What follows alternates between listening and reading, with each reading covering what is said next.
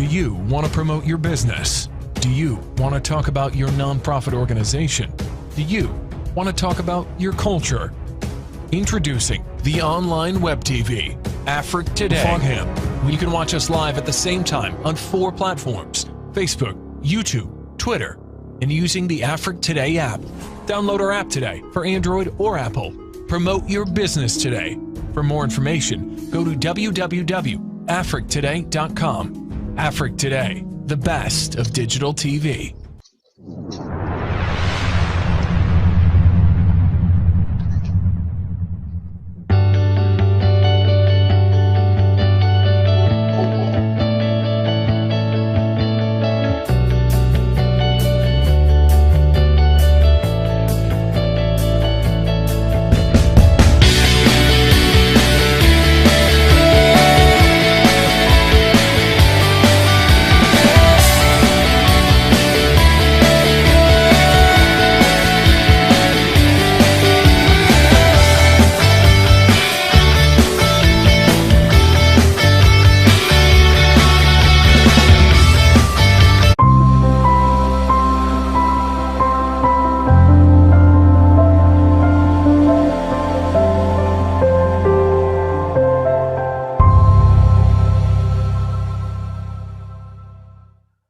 Do you want to promote your business? Do you want to talk about your nonprofit organization? Do you want to talk about your culture? Introducing the online web TV, Afrique Today. You can watch us live at the same time on 4 platforms: Facebook, YouTube, Twitter, and using the Afrique Today app. Download our app today for Android or Apple. Promote your business today. For more information, go to www.afriquetoday.com. Afrique Today, the best of digital TV.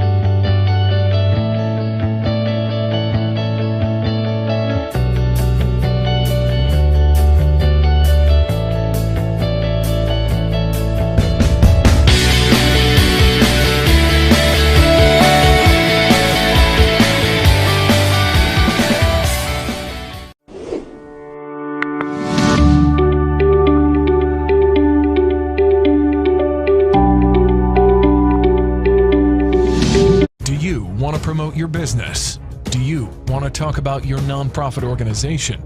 Do you want to talk about your culture? Introducing the online web TV, Afrique Today.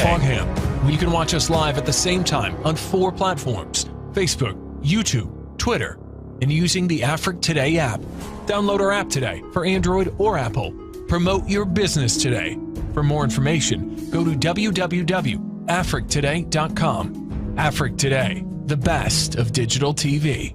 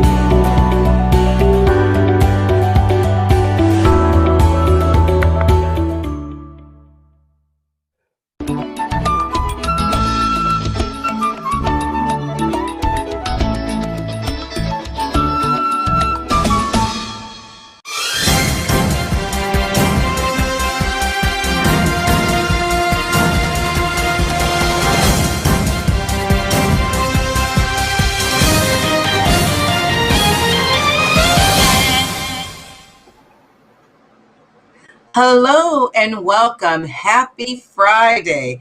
I know this is such a wonderful day, and I hope our viewers are out there with this wonderful weather. So you might hear a little fan going on behind me because it is hot today and it is really, really warm. But I want to welcome you to the Voice of AAU. That's the Voice of American Africans United. I am your host, Dr. Yvette Butler-Yaboa, and I have my The co-host, invisible man. The invisible man. the Invisible Man, and we are always here with you on Friday. We want to thank our audience so much for coming on every Friday and following us. And each week we get a larger followership. So I'm really excited that we're bringing content, relevant content that you want to hear about. And I'm excited today. I'm really, really excited because, we have a very, very special guest who's all the way from across the oceans in Ghana. So we have another guest from Ghana, which we're so excited to have on. And I know you see our Honorable Aquasia Vivio, who is going to be talking to you a little bit later. But as you know, I hope we have our video because, Honorable, I'm going to tell you, we love Ghana. And there's so many people out there who are just excited about coming to Ghana, relocating, the repatriation, and just reestablishing in our homeland. So before I do our most wonderful introduction for our Honorable, I want to show you a quick video because we always try to set the stage with a video to give you a little relevance of what we're going to talk about today. So do we have the video? Can we play the video, please? And if the video's not ready, okay, I don't know if the video's ready. Let's play the video at the commercial break. We'll play at the commercial break. So we're going to jump right into it. First, I want to thank you so much, Honorable, for being on to us today. So let me introduce our guest today. And I know many of you have questions. So remember, this is a live show. We're testing a new program today, a new call-in system. So please bear with us. Hopefully we'll get to the calls, but please, we have a new system, so do call in if you have any questions. So without further ado, I'm going to introduce our wonderful guest. We have today with Honorable Aquasia Vivio. And now I won't say the second name because, I will mess it up. I'm good saying the first and last name. And I'm really excited. He was appointed in February 2017 as a Director of Diaspora Affairs from the Office of the President of Ghana. He is responsible for overseeing the overall formulation and implementation of the Ghana Diaspora Engagement Policy. A little bit about this wonderful young man. Professionally, he's a certified enterprise architect with over 30 years of experience in IT, financial, insurance industry. He has a worldwide exposure to the Ghanaian diaspora, having previously worked at RSA, and you have to tell us what RSA trigger, what that is, in Denmark, Sweden, and Norway, and also in Switzerland. So you have to tell us a little bit about that history, what you've done there, and how that all relates to being here and being the director of the diaspora. He holds a master's degree in business systems analysis and design from City University and a degree in accounting and finance from London South Bank University. So we can imagine where he's been living. He's been living over in Europe and has a great, vast experience on that European diaspora as well as us in here in the United States. His previous roles have been guidelines for business transformation and structuring organizational data and business processes for effective decision making. And we really have him here today because since he is the director of the Diaspora Affairs and all these, and we're talking about these wonderful diasporans who are all looking to come and relocate on the continent to the motherland and predominantly Ghana. So without further ado, Honorable Vivio, can you tell us a little bit more about yourself and tell us what is, and I said that RSA Trigger? Yes, of course. I'm going to tell you all about that.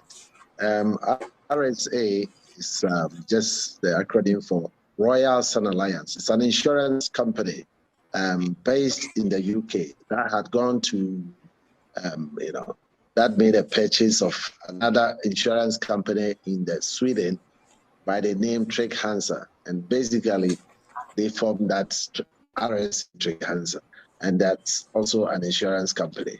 So I've been working for quite some time in the insurance industry. Worked with a London syndicate insurance company, AMS, and then other insurance companies, as well as Allianz. And in Denmark, I also worked with a company called Codan. Again, Codan had been at that time had a merger with the RSA, so I had links. I could go from Sweden to Denmark, and I was living there, working there as a consultant, having left my family at that time in the UK. So as far as Europe is concerned, especially in the Scandinavian countries, I also spent some time in Zurich when I worked for Zurich Financial Insurance. So I spent quite some time in Europe, and that's how I got to familiarize myself with the Ghanaian diaspora community, and basically when I decided to see how the experience with the diaspora community could be, effectively be utilized in my contribution towards the development of Ghana. And in this job, the diaspora that I'm looking at is not just the Ghanaian diaspora, but the bigger diaspora community that is made up of the African diaspora as a whole. So tell me, before I left Ghana to study and work in Europe, of course, I lived in Ghana, and your husband was a schoolmate. We both attended the University of Science and Technology. So we knew ourselves even as far back as that time. And then I lived for that period of time in Ghana, worked in Ghana for a while before, I went out to do some work experience in Europe, and, took me so long to gather all the experience that I was looking for before deciding to come back to Ghana. And how long were you away, and what really made you come back to Ghana?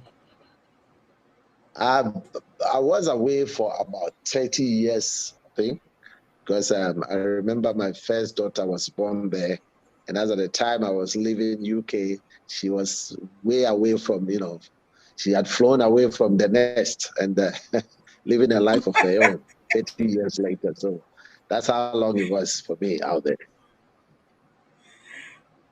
So what brought you back? Because, I want to say there's nothing like home, but what brought you back?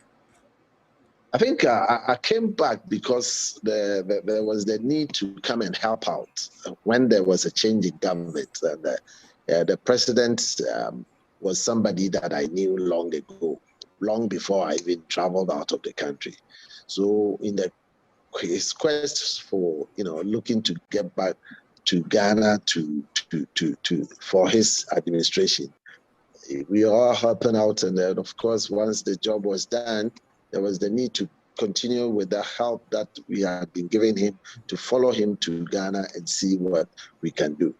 And I believe, in all the years that he had known me, he knew the work that I had been doing in mobilizing the Ghanaian communities in the various countries that I found myself in. And therefore, it was only appropriate that I be given the job of trying to mobilize, engage the diaspora community. I think central to the decision making was also the fact that we have been considering for a long time the need to have some, central database that would enable us to keep track and mobilize the skill sets that we have in the diaspora community, like our engineers, our medical doctors, all the specialized skill sets that there are, and keep track of those when we need to mobilize to be able to, quickly get them to come on board and do what's. So this is a project still in the pipeline, yet to be realized. But I'm tying that objective closely to the National Identity Authorities project of going out there to register, those in the diaspora eventually, so that we get that database and we will be in a position to report as and when required. Now, what about those of us who want to come back? Now, I am not Ghanaian. Now I'm hopefully going to be Ghanaian, and by the process of my husband. But those of us who are just here, who, especially, I'm biased to the United States. Even though you've been in Europe, I'm a little biased to the United States. But for us people, us in the diaspora who want to come back from the United States, and what type of jobs can we come back to, or can we put our skill sets in that depository that you guys are creating? I think we have to be realistic as to what we can come back to do in Ghana. Most of the people that we are looking to encourage to come back are people with the wherewithal to be able to set things up themselves. I believe, people have got enough networks and capital outside that they can bring home to also set some things up and get people employed and get people, to do things for Ghana. So we are looking forward to people coming in with the idea. That's that entrepreneurial spirit that you have, especially for those of you coming from America. We are so proud of what you do as individuals, the ability to set up companies, execute on your own, to be able to bring that same spirit when you come back to Ghana, to be able to get other people employed. There are few employment opportunities for now for even anybody to be considered. Of course, we could also be looking at getting into the CSOs and doing all those voluntary works and helping out here and there, and that is always open. But if you are looking for actually making money in Ghana, we would like to see people coming in to set up the businesses that will enable them to make money for themselves and to also help in getting people employment opportunities and to also, do well for themselves. On the Now last we're show, gonna get. Dr. Butler, let me Yes. on the last Go ahead. show, we talked about a museum, and in the course of talking with another person who was also from America in Ghana, if you, as a person coming from America to Ghana, I remember saying or hearing that you couldn't actually open up a bank account and so forth and so on. So how would a person actually go about setting up a business? I think yes, we do acknowledge that given the requirements as of now, there are difficulties in opening a bank account, but we are there to facilitate that as an office. We are there to make sure that roadblock, if we are made aware of, we can help out in resolving that issue until such a time that the laws and the regulations are changed. We are helping out individually to enable people to do this. And I believe the things that we have in the pipeline regarding what we want to do is going to eventually alleviate that issue for people. So we are very hopeful it can be dealt with. But in the meantime, if anybody finds himself in there, in fact, as a matter of fact, I recently made inquiries with some of the financial institutions, and the situation is not as bad as I thought it was, because some of them are even going out of their way to encourage the opening of accounts by the diaspora community. I think the government on its own is looking to set up, banks that will specifically be addressing the issues for the diaspora. The president, as I speak, is already in looking to find out how we can get partners to open that development bank that we have been talking about for so long. And that development bank would, among other things, be taxed essentially to deal with this married problem. So we are confident that it can be handled sooner than later. What's the rate of exchange for the U.S. dollar to the Ghanaian money? Oh yeah. My Gosh, I've not been keeping tab that much, but I think it has always hovered around 5 point. I think lately it must be 6 or something, 6.1 or 5.5 thereabout, 5 point some few, decimals. But the important thing to note is that lately there has been some stability. Whatever it is, it has been stable and oscillated around the main, some given percentage for quite some time. So that for us is heartwarming. But of course, we like it to go back to where we started off when we were last in power as a government, which was 2000 when we started off with 1 Ghana cedis to the $1 as you have it.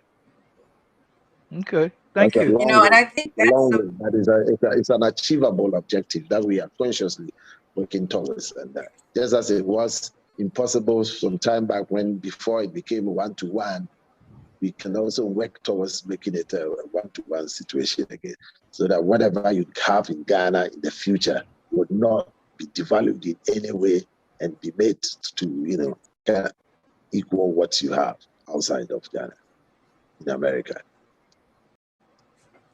And so and actually, if people want to know what the rate is for the dollar, just go online and put it in, and you can find out. Because remember, we're talking to someone who's from Ghana, and you deal in Ghana CDs. We look at the U.S. dollars and what it is, but when you're in Ghana, you have to think in Ghana. Because if you spend like a U.S. person, you will be.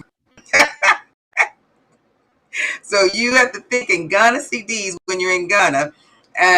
But because we're going to talk about the beyond the return, because I know that you had the year of return in 2019, which was amazing and fabulous.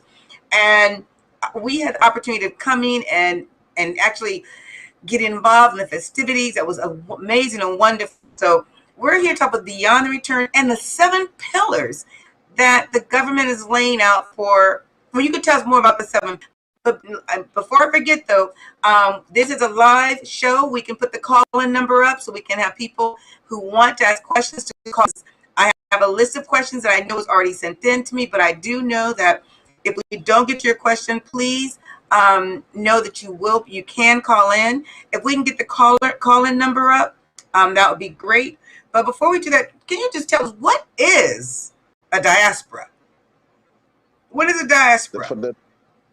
The diaspora for us is anyone out of Ghana who feels Ghana, wants to be Ghanaian, wants to be part of us. To quote what our president is fond of saying, if you're an African, if you are Black, you're an African. The same way we, by extension, we are saying that if you feel like Ghanaian, if you want to be Ghanaian and you are outside of Ghana and you are Black, you are diaspora for us, and we want you to come back to Ghana.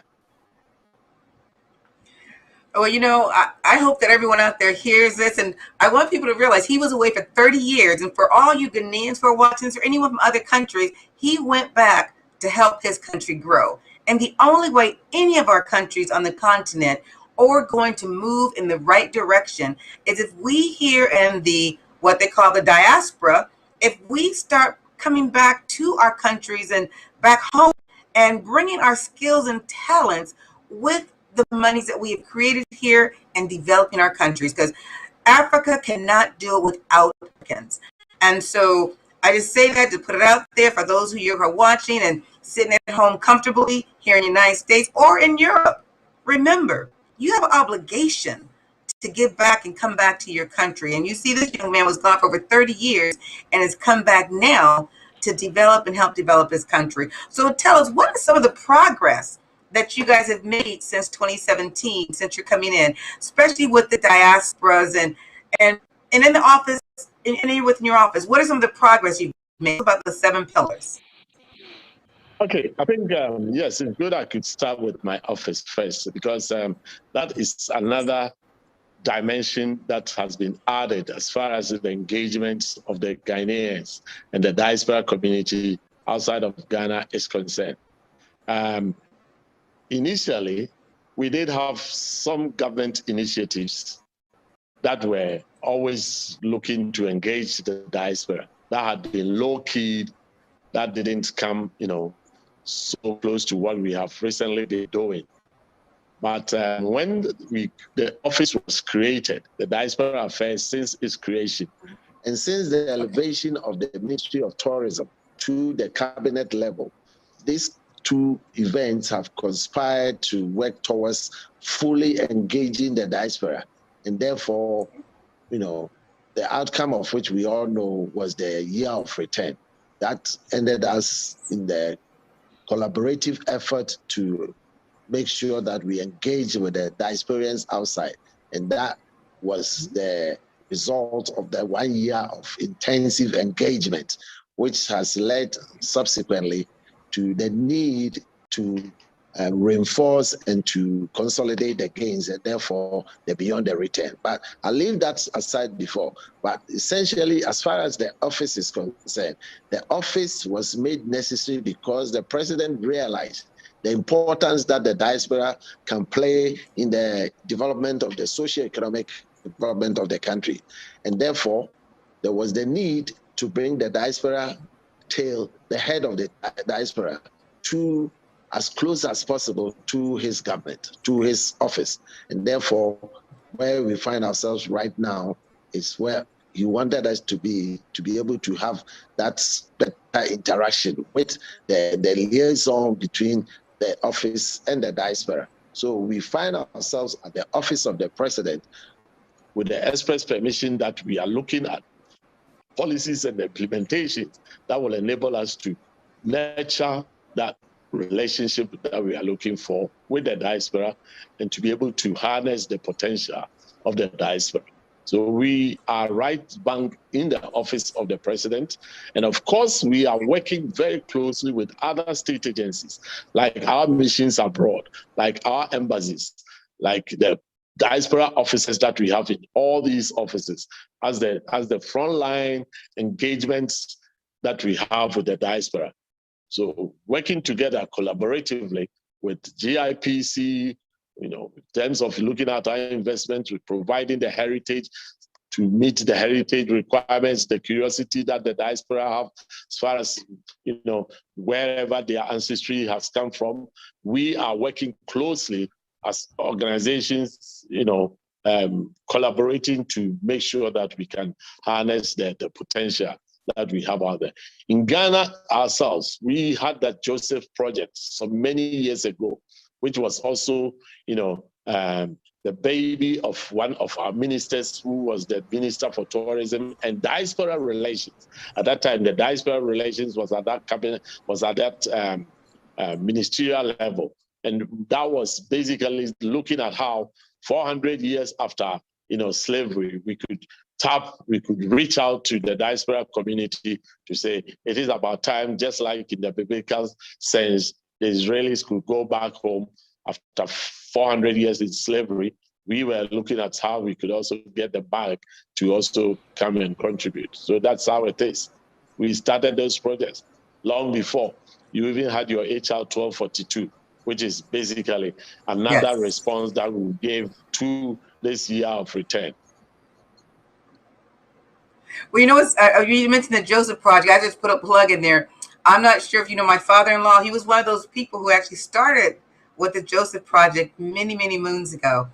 And so that's why we here in the United States start doing American Africans United, so that we can get those here in America and the diaspora really surrounded around something, it was start the year return, but actually to start coming back with our talent, with our knowledge, and really just to know the motherland.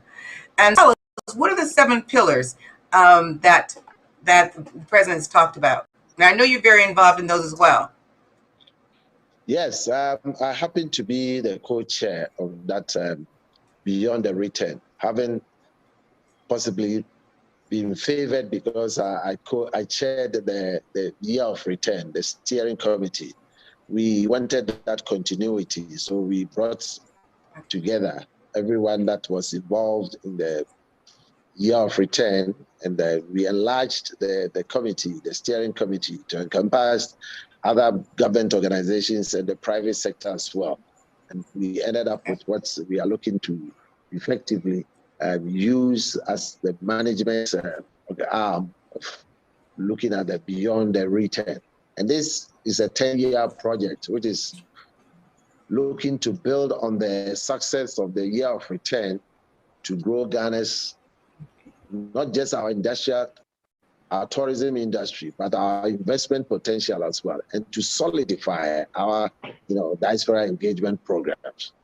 We also envision that this will solidify Ghana's position as the gateway to West Africa, and also to internationally put us on top of the repatriation, tourism, and investment destinations for global diaspora family. Among all things, we also want to use the foundation of the Beyond the Return to build on the 7 pillars as we are about to look at, which would enable us to derived and feedback and derived based on the feedback from the historical Ghanaian diaspora, local Ghanaians and the public and the private sector, the key stakeholders, this development, are looking at the things that we can do, can get out of the diaspora, not just beating the heritage side of their curiosities and their reconciliation and their renaissance, this exercise, but to really, really look at building on solidifying the economic relations that we can also. So I should think that again, this basically at this point I could mention that some pillars are 1, to and 2, to set up a Pan-African Heritage and Association Center for focusing on promoting the Pan-African and the Ghanaian heritage. These are the objectives for the 1 and 2.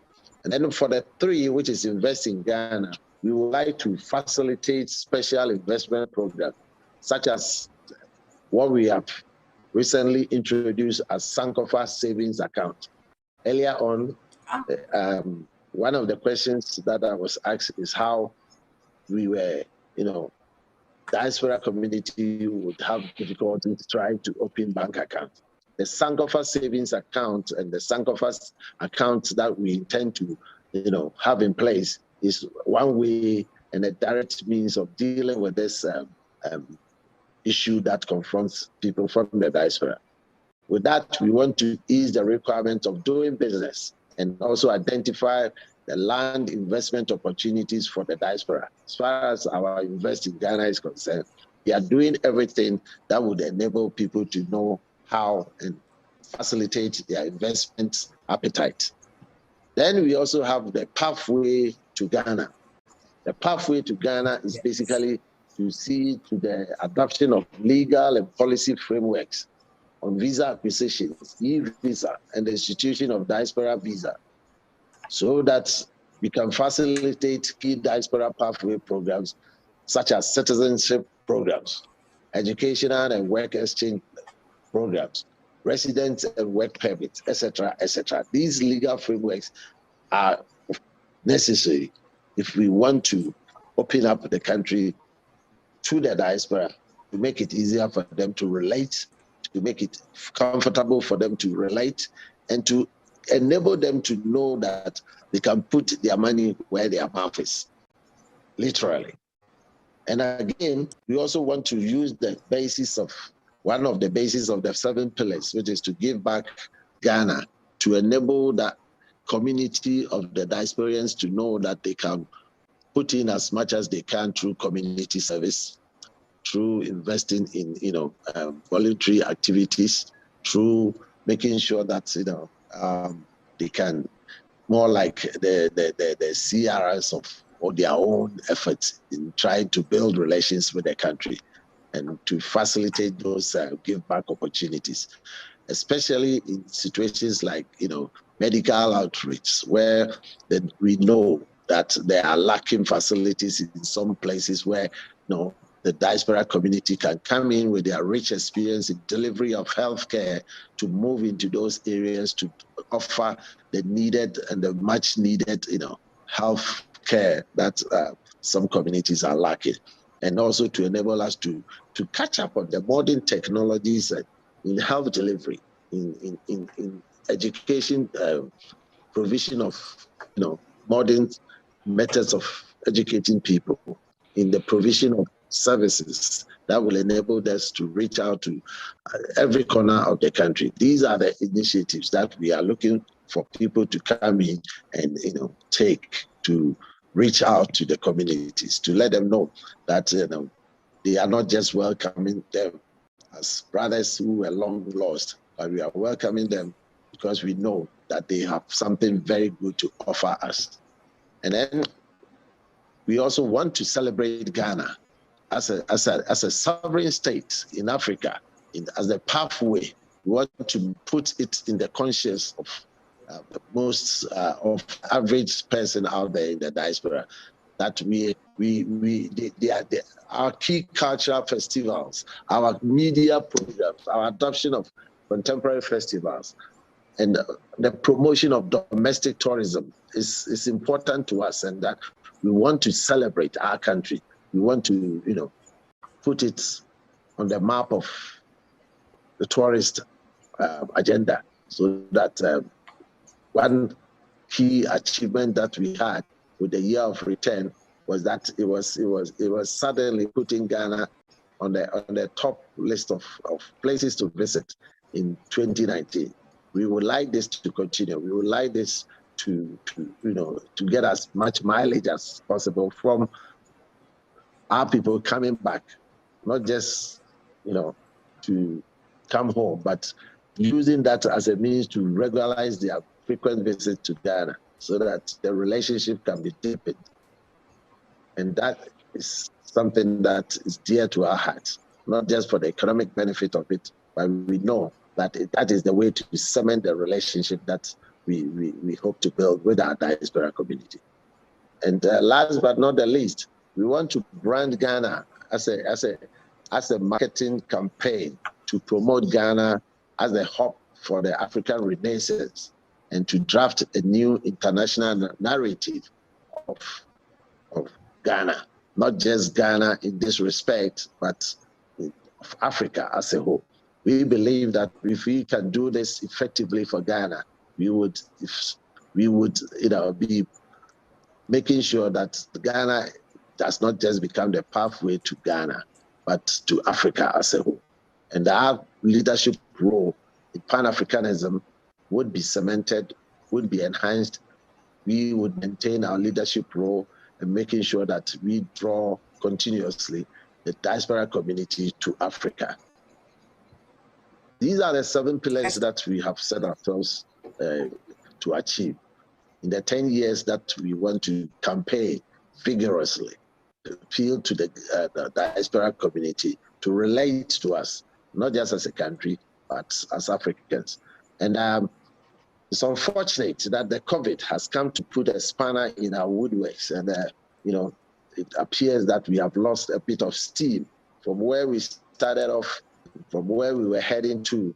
We appear to have stalled a bit, but everything is being done in the background to make sure that we can pump it up again. We can bring us back to where we were, and already, even without the COVID restrictions, if we don't get ready for ourselves, we know the diaspora community is getting themselves ready, and are going to flood us this coming year and the next and the next. So we are getting ourselves ready.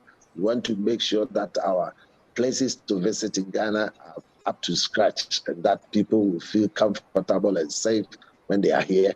And that's, we continuously need to provide that the country is stable enough to accommodate and to be attractive enough to be also economically viable for people to come in and invest. These are the noble aims that we want to achieve, and we're working consciously towards it. Well, we'll do everything in our power to make sure the steam, the steam did it got kicked off a little bit, but guess what? It's coming back, and Ghana, definitely, we're ready, and we will definitely do everything we can to ensure that that door pathway to the continent and is open, and then we push everything we can. But we're going to take a commercial break now and show a quick video. And after that commercial break, we're going to talk about citizenship, more also about land ownership. So think about those things, and also galamsey and how that's would affect us as far as clean water. So let's take a real quick commercial break, and I hope you guys enjoy this commercial because I love it. So commercial.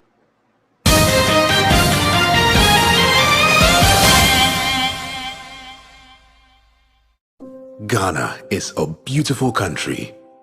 There is so much of it you probably haven't seen, haven't experienced, haven't touched, haven't felt, haven't eaten.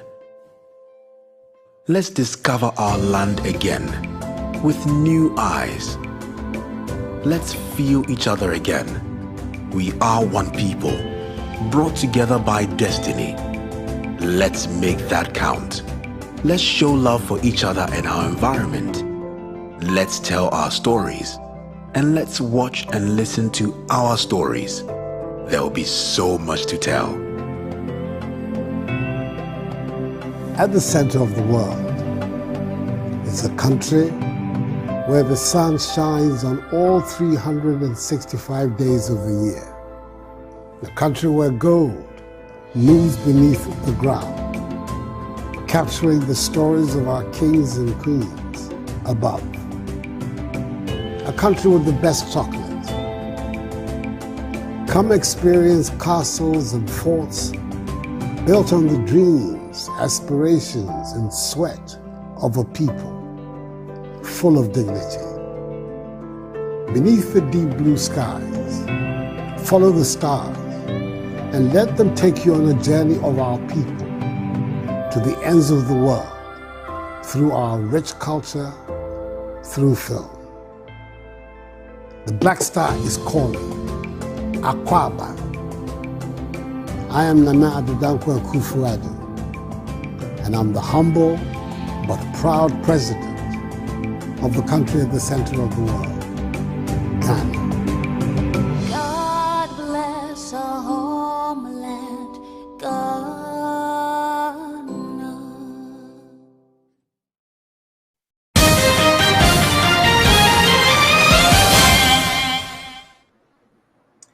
Well, welcome back, and I really hope I love that commercial. I think it couldn't have been done any better.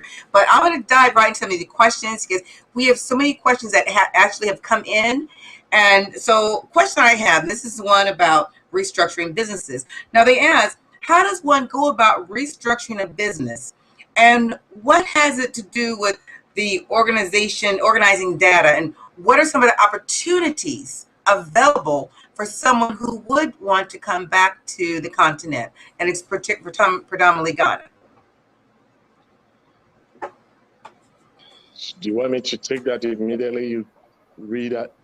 Yeah, you can. Oh, I'll go. I have a list, but take that one immediately so that the person can their question and get answer. Yes. Okay, restructuring businesses in this context of Ghana is essentially making sure that businesses can have the confidence to have access to capital.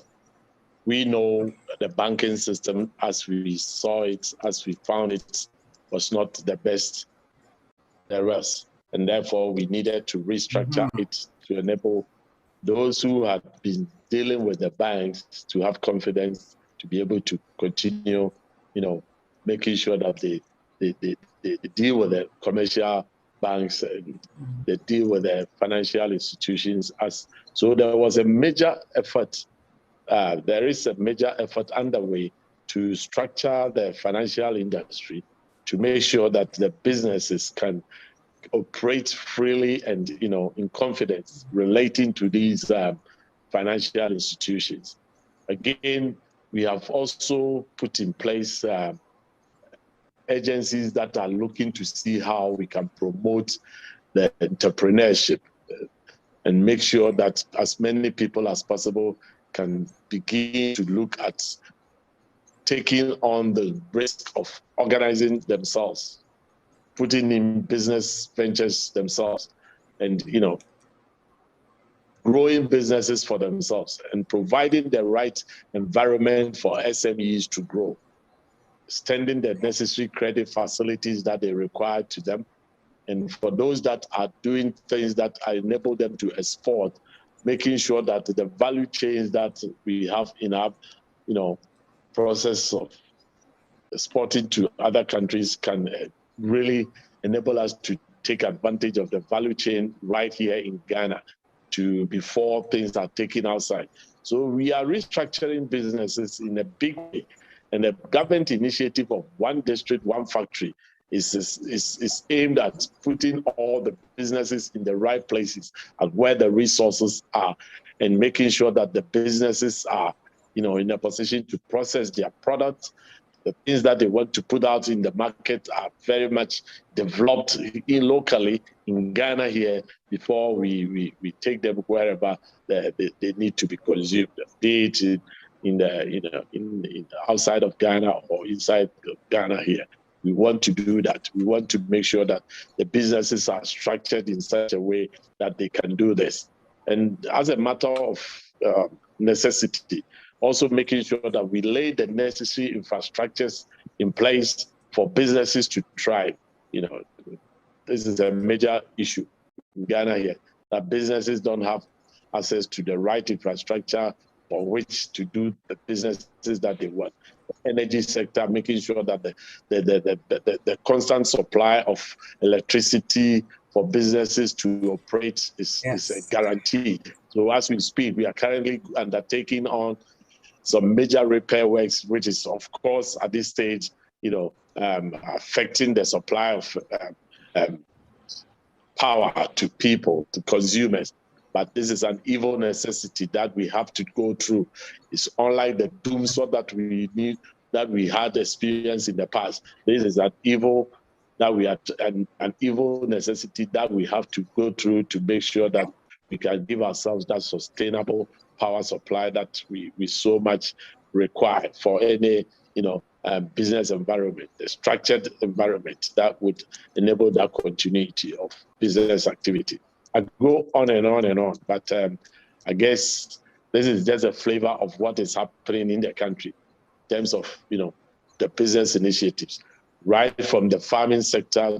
What we are trying to do is structuring our businesses, making sure that people can plant food for jobs, and making sure that as many as what we eat is produced in our country are all measures that we are putting in place to structure the business sector to enable them to get as much raw materials from Ghana here itself, and rather than depending on so many of the inputs that we do.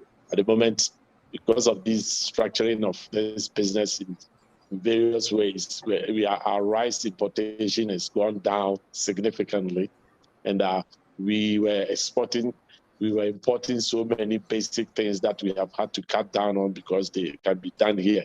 And businesses are being urged to take advantage of these opportunities. We are putting in the necessary storage facilities all across the country, and making sure that when products are made, when things are produced, there are places that we can get to store them, and that when people go into farming, they have the necessary dams and rivers to give them that guaranteed supply of water to water their fruits and water their products before they mature. So we are doing everything there is to do, and I guess even in the industrial sector, we are structuring things that's in such a way that we can start producing some of the our hard tools that are needed for businesses here in Ghana, to make sure that the repair works and all the things that we need for transporting things can all be done here. So many aspects of what we are doing in respect of this restructuring. Let me jump in for a second. 10 days from now will be the 31st of May, which is considered Memorial Day. Go back 1 year where were you when the murder of George Floyd occurred? How did you feel about it? The second part is talk about the transatlantic slave trade as far as Ghana is concerned. And the third part is, does Ghana owe reparations to those that she sent across the waters to be enslaved? So that's a Oh yeah, three-part I was question. gonna give that reparation question. Yes, Sorry, and break it down for me. I want you. What I've put down here is how we feel about the George Floyd incident. And the second one is what? Yes, sir. Where were you when it happened 10 days ago, and how did you feel about it? The second part is discuss the transatlantic slave trade, and the third part is, does Ghana owe reparations to those that she sent abroad into slavery? Oh, great. Thanks. Okay. Yes. 10 days from now, it will be the 1 year, isn't it? I believe Yes, it'll be sir. the 1 year. it's a sad Yep. moment, and we need to reflect deeply as to Yes. where we are going and where we've come to at this stage. George Floyd's death, to me as an individual, was an unfortunate incident, a blot on the history of America for all your, industry, for all your enlightenment, for all your, you still basically lack in that basic freedom, which is a guaranteed human right that one has to really, really take a serious look at to see how, you can address that. But even before you stop worrying about that, there's always the opportunity to give yourself the opportunity to be free from it all and take advantage of what we offer in Ghana. Not to say that Ghana is crime-free or, no problem-free area, but as far as that one nagging problem of not being free and not being, given the basic human rights of that's as required by, everyone in the society, there is something that we have to work on. I'm glad that Ghana played a key and a significant role, even though we were not directly involved, in the reaction that the world had to offer, to the extent that our president, notably, said some very historic, remarks that had gone down very well with the Black community as a whole, with the world in general, and to the extent of even going further to see how in the future Ford parks or statue can be erected at the museum where, Du Bois also lays. Is something that we should be proud of as a country, which I would personally be happy to make sure that it can be executed in my term whilst in office. So we are looking to see how, the gains that we have made by this Floyd's incident can be made lasting, can, go forward a long way to really, alleviate the problems that our fellow Black people have in America and the rest of the world as a whole, not just, America, but, that xenophobic attitude that the Western world in general has towards a Black community is something that needs to be addressed. So personally, this is how I feel about it. If I should move on to the next one, which is the transatlantic slave trade, I think, yes, that is a blip on the on humanity as a whole, and more especially on us as Africans who colluded and, were also part and parcel of that slave trade. It's not only true that the white people took them to, those places that they sent them, but people had also colluded in making sure that they were taken away. And that is something that we need to reflect on. We need to find every way possible to be apologetic about. And I guess so much has been done. The fact that we have even been able to have this door of no return broken and returned somebody's to be buried in Africa to symbolize the opening of that door once more. Yes. Not for outward travel, but for inward travel to Ghana, to Africa, is something that is symbolic enough to show that, yes, we are remorseful about what happened, And so many elders and chiefs and presidents and government organizations have expressed that. We have tried to build our relationship with that community. And now we continuously are engaged in trying to make it better. We are offering for those who want to come back to Africa to take up that opportunity to come back home. So yes, we are addressing that issue. The transatlantic slave trade is certainly in the past, but we are still in a situation where rather than selling our own people to go and work on the plantations, in the factories, in places that are not befitting of humans, of any person of any dignity. We still find ourselves in economic doldrums in Africa mostly, and Ghana not being an exception. To the extent that if you should put a ship down right there at the coast, people will be queuing to go in there again, to go and work in the places under the so-called journey for greener pastures. So it saddens me. It is an unfortunate development we have at home here right now, that this can even be contemplated. But that is the reality on the ground. And that is why we are extending the arm to our brothers and sisters to all help put our hands on the till, to see how we can transform Africa, to help how we can make things better here, so that we can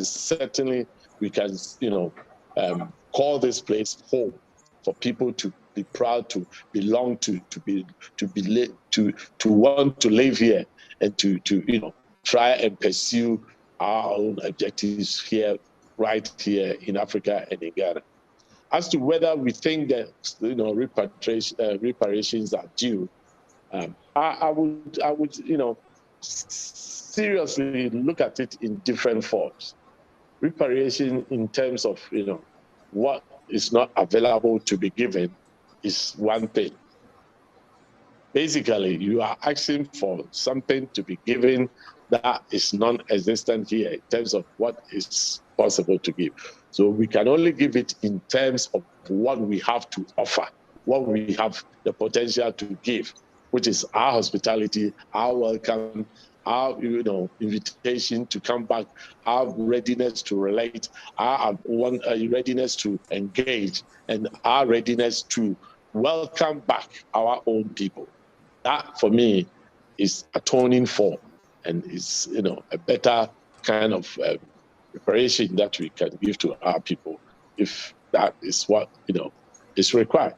I hope I have been able to, in a way. I feel your sincerity. I want to stay on the reparations. Well, 1 second though. I want to stay on the reparations because, as far as you have land, so we know that some chiefs are now giving land away to those from African. Yes, so. Oh, okay, wonderful. Yes. So I wanted to talk a little about that, because that is something you have to give, and I'm excited about that. And because maybe one of the biggest questions I have asked, because they heard that Ghana is giving land to us, basically because of reparations or whatever the cause is, but they're helping us repatriate there by allowing us land. So tell us about that in land ownership, and how can someone in the diaspora actually own land in Ghana? Yes, true that some chiefs, not a government land that is available for people, as perhaps it's being peddled out there, but some chiefs. And of course, remember, it were the chiefs of the people, the traditional leaders who those days would have been at the forefront in engaging with the white settlers to actually that ended up in the transferring all those people from here, transporting them all the way to the plantations. So I'm not surprised that the traditional leaders are at the forefront in this effort, also making sure that they can offer something that will enable our people to come back. So yes, in Asebu, in Central Region, the chief over there has donated about 5,000 acres of land initially. And since that donation was made, I can assure you that other traditional leaders all across the country, yes, going all the way to the north, have also come forward to offer something for the diaspora community.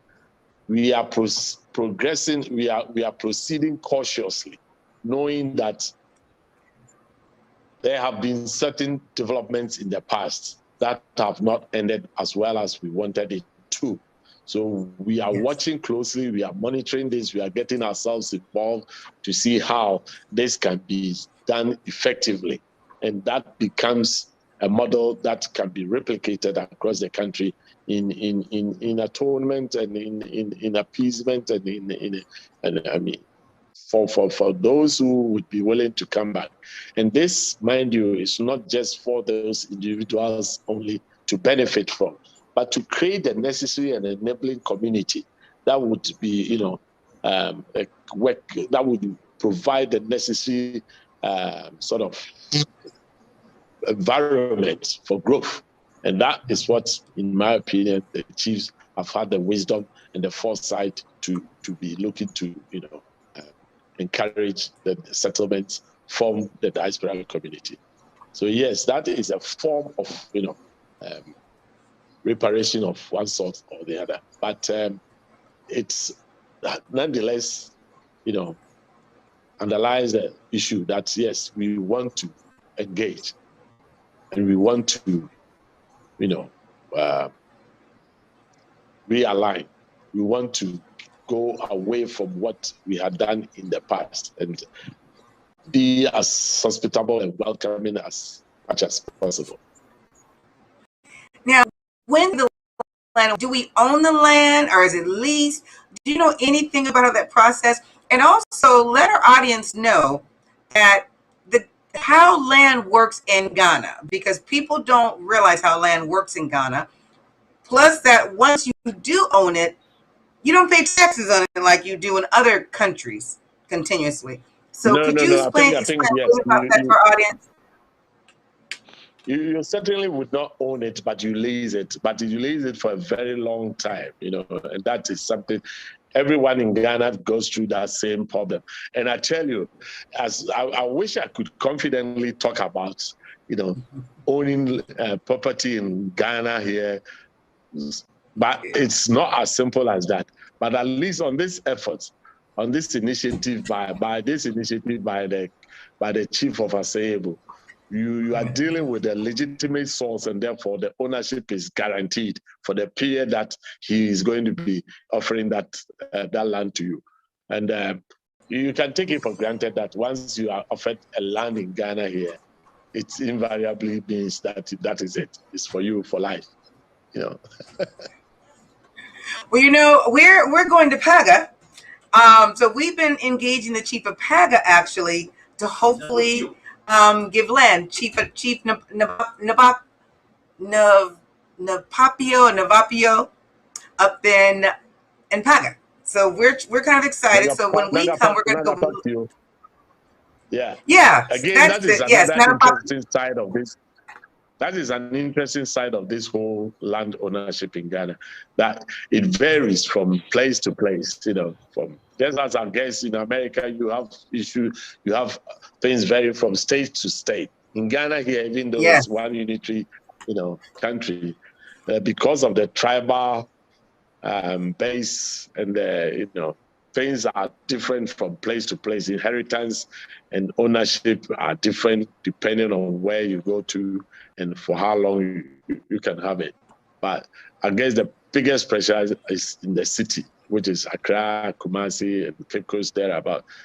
All the rest of the places are more relaxed because, they are craving for people to come and take them. We're not looking at Accra. Accra is too, and if people have not been there, audience, please, if you haven't been to Accra, it's a huge city, traffic problem you won't want to engage in. There's so many other beautiful parts of Ghana, and that's why we're looking for the northern and looking more like farming. I think lately we are building some conurbations in Accra that are kind of a little bit stress-free. Oh, yeah. Well, every time I go to Accra, I'll tell you, we stay in the Eastern region, and by the time we travel from the Eastern region to Accra, we have a meeting. We'll get there before people gets to the meeting. We're coming from a whole different region, so that traffic is no joke in Accra. And so I tell people, yes, it's no joke. But let me not stop there, because there's a few more questions I want to get, because we have a little bit more time, and we're hoping that our producer give us to at least 15 more minutes, because there are so many more questions. One of them was, what does the future hold for those who are interested in immigrating into Ghana? And one of the biggest things is, as people relocate to country, especially those of us who are not Ghanaian born, are African born, but born abroad, what are the relationships and the tensions that might start? Well, we have had people talk about these Americans or these European blacks coming back to the country and really accepting us into the country. And how do we, as those in the diaspora, not come into the country with our own ideas and impose that onto the Ghanaian people? How do we make this not the next Liberia? I think it is beginning to dawn on people that if we are going to be looking or to deal with this mass exodus of people to Ghana, to Africa, then perhaps we need to have some programs in place that will enable people who are looking to come to go through an orientation of some sort, not just to understand and to appreciate what is already here, but to see how they can interface, they can assimilate, they can also, be part of the communities that they are coming into. Already, in terms of history, there is that, if you take Liberia, they had a problem because there was that big exodus, or there was that big influx of the diaspora community that came and lived out there, and the interaction that they had with the locals, and how over the years the class system had developed in such a way that it had brought imbalance in the society. I don't think Ghana is anywhere heading towards that sort of situation. But even before we get anywhere, we need to be aware of the future issues that could crop up, the development of already we have problems with our own society with the haves and the haves not, and how not to compound it with, any further sort of variations, etc. But I think if you take it that, no, it is not just for those who were long lost to us through the historical slavery who are looking to come back, but even some, recent Ghanaians who have lived outside for so long and have got a similar taste and values like those who are coming, who are also looking to assimilate. It makes it rather, unnoticeable as to who is coming in and who is not coming at all. In my opinion, that is something that augurs well for us, that we cannot even tell unless you really, really want to find out who this person is or who that person is. In terms of the language, in terms of the way, the mannerism, the way the people speak, in terms of behavior, etc., you might not be able to distinguish between a unique historical slave descendants coming to Ghana and any Ghanaian who's lived outside for so long also coming back to Ghana. They have so much in common. It's basically undistinguishable. So we in Ghana do not seem to, have so much concern about that issue. But of course, I believe those who are into sociology and those who are looking at studying the society in general would always have to pay attention to, these things and to be able to advise us as to how to deal with it. But I know that we are looking to see how, even before one engages us through our diaspora offices in our missions and embassies, one can, perhaps get some basic understanding of where the one is coming to.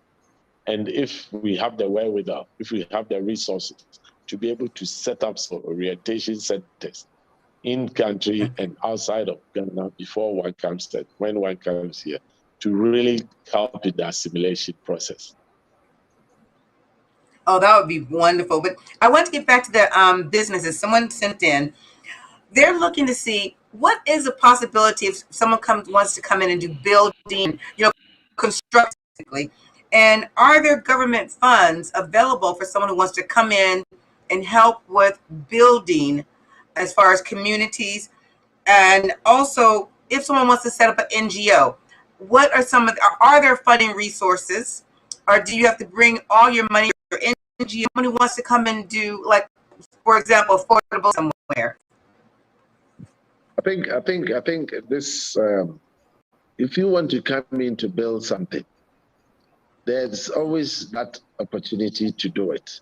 Already, one of the major housing estate development is a partnership between some Ghanaians and some people from the diaspora, more specifically from America, which is the IE Mensa housing development. There are big partnerships all over the country trying to do things like that. And I guess that is one way of doing it. I suppose I wouldn't leave anybody just by themselves to say, you come to Ghana, you want to build something. I tell you, you would run into serious problems. You need to be partnering with some local guy to know who will show you the ropes and how, to maneuver this landmine of people to deal with, to be able to do anything of that sort. I don't know to what extent one wants to do things by themselves, whether they are going to lay the bricks themselves and do the painting themselves and do all the carpentry work, or if that is what they have in mind and they are capable of it, perhaps that is fine. But even if, as you try to do that, you need to be able to get the things that you require, buy the things that you want to use for your development work. And that is in itself a hard, a headache. And you therefore need all the assistance you can get from people who know where to take you and get all the stuff that you want to be able to do it. I think the other one you mentioned is in respect of what? Sorry? NGOs, and is there funding NGOs, for these yes, type of activities? NGOs, yes. As far as business registration is concerned, I think we've made vast improvements in the system as to how to do it in the process. We've not only we are not only better informed, but we are also, digitizing some of these capital, the needed resource to start anything of that sort. Most of them are dependent on having linkages outside, networks outside, to enable them to set up and to be able to offer the necessary assistance to people and organizations. So I would like to think that even before one comes in, one would have laid the network in place to enable them to be able to do this when they come over. You One last question. Online right now. I'm trying to log back on, so I'm on two computers, but you can hear me. I wanted to ask a question very quickly, and someone wants to know, how do we go about getting our citizenship, and how easy to become a citizen?